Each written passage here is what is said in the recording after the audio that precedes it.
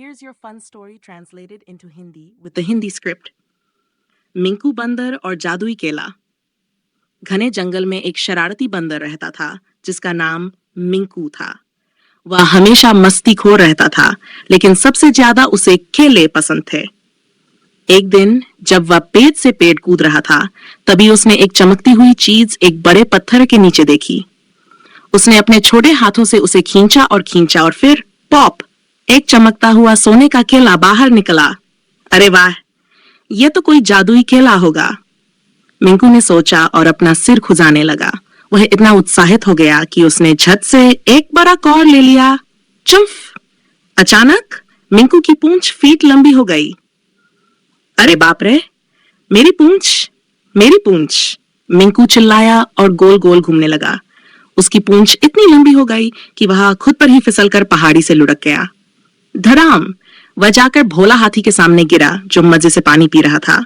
भोला ने उसे देखा और हंसते हुए पूछा, अरे तू तो रस्सी की दुकान लग रहा है। मैंने एक जादुई केला खा लिया और अब मेरी पूंछ ट्रेन से भी लंबी हो गई। भोला ने सोचा और कहा, शायद एक और टुकड़ा खाओ तो ठीक हो जाए। मिंकू ने बिना सोचे समझे फिर से एक कौर लिया। चंप! अब उसकी कान हाथी के कान जितने बड़े हो गए। भोला जोर जोर से हंसने लगा। अब तू बंदर हाथी बन गया। शर्मिंदा मिंकू अपने दोस्त टीटू तोते के पास भागा। टीटू ने कहा, पूरा केला खा ले मिंकू। मिंकू ने गहरी सांस ली और पूरा केला निगल लिया। गुड! मिंकू हवा में तैरने लगा। अरे नहीं, कोई मुझे उतारे, मिंकू चिल्लाया। तभी ने अपनी लंबी गर्दन से मिंकू को पकड़कर जमीन पर खींच लिया। हांफते हुए मिंकू बोला, अब से मैं सिर्फ आम केले ही खाऊंगा।